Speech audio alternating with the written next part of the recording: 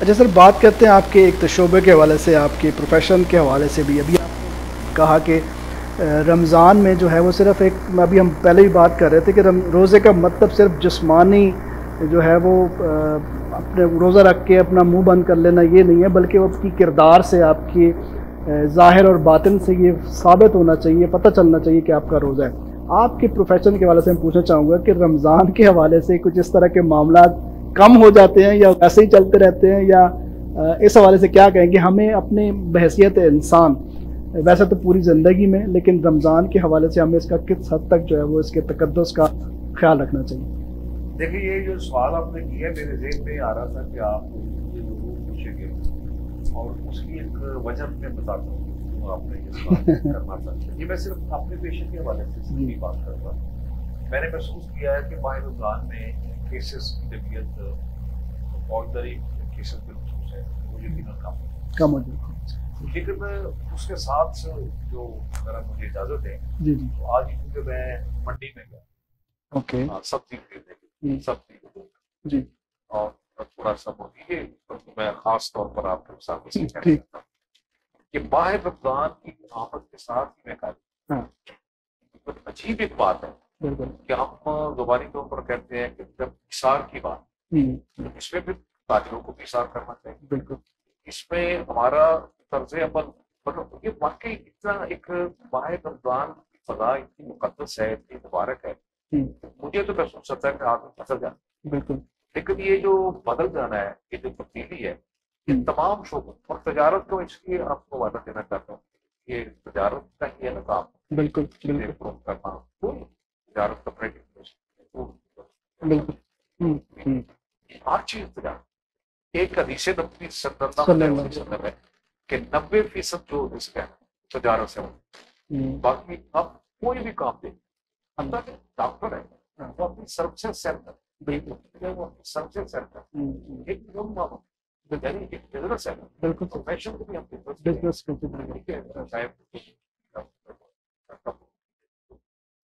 تو میں جب یہ سمجھتا ہوں کہ ماہ رمضان ہے لیکن یہ تبدیلی بازاروں میں اور یقین کریں کہ کسی چیز کی کمی نہیں ہے.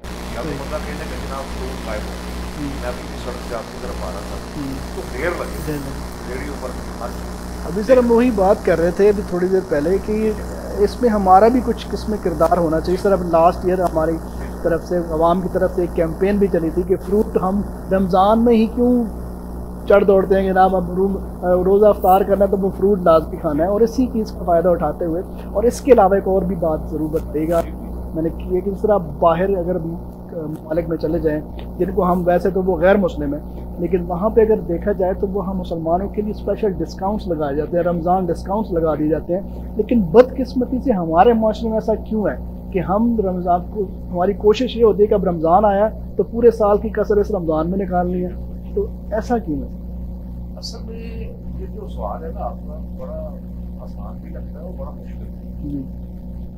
دیکھیے یہ بدقسمتی ہے کہ مسلمان پہلے ہم مسلمان اسلام پر ہمارا ایمان ہے تو مسلمان ہے.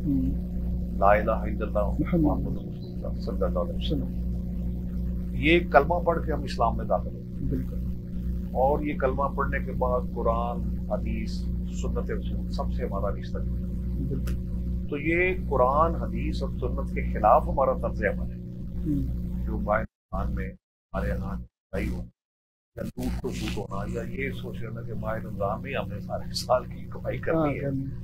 تو یہ سوال تو آپ نے یہ کیا کیوں؟ اب میں اس کا جواب اس طرح بھی کہتا ہوں کہ ہمارے ملک میں رشوت کیوں ہے، بدعنوانی کیوں ہے. اچھا ہمارے ملک میں جھوٹ کیوں ہے، یعنی یہ کیوں ہے، ہمارے ملک میں منافقت کیوں ہے. یہ سارے اگر آپ سوالات کریں تو ہمارے پاس کا جواب سوائے مطلب.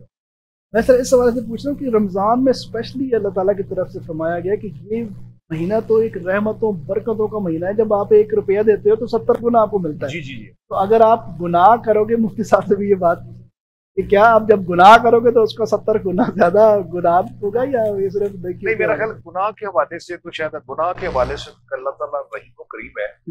اس میں میرا خیال ہے عبادت کے حوالے سے جو انعامات ہیں نا، انعامات میں تو اضافے کی بات کی گئی ہے. گناہ تو دیکھیں نا، گناہ کے مطابق ہی اگر سزا دی جائے، زیادہ نہ بھی دی جائے تو میرا خیال جہنم کے شعلوں سے ہمیں سب کو عبرت پکڑنی چاہیے، اور ہماری کوشش ہونی چاہیے کہ اس ماہ رمضان کا یا آنے والے ماہ رمضان کا جو ہماری زندگی میں آ سکے، تو جتنا بھی ہم خزانہ ان اعمال کا جو اگلے جہان میں ہمارے کام آئے، مطلب ماہ رمضان کو تو اس کام کے لیے لانا چاہیے کہ جو اگلے جہان میں بھی کام آئے۔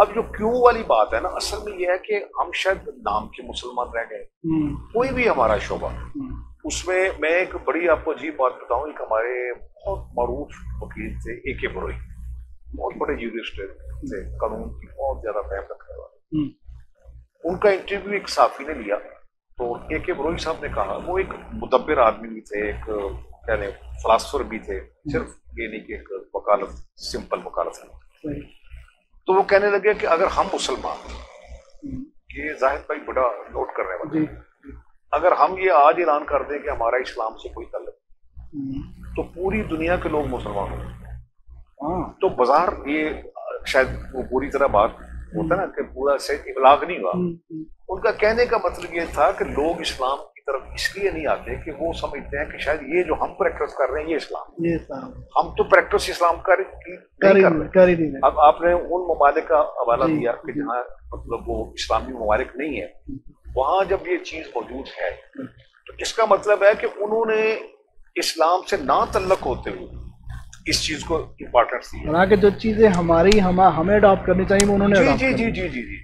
اچھا، بعض بات ہم ویسے اپنے آپ کو خوش کرنے کے لیے بھی یہ کہہ دیتے ہیں کہ وہ اسلامی تعلیمات پر عمل کر رہے ہیں، تو پھر ہمیں تو اور زیادہ شرمندہ ہونا چاہیے کہ ہم اسلامی تعلیمات پر کیوں عمل کریں۔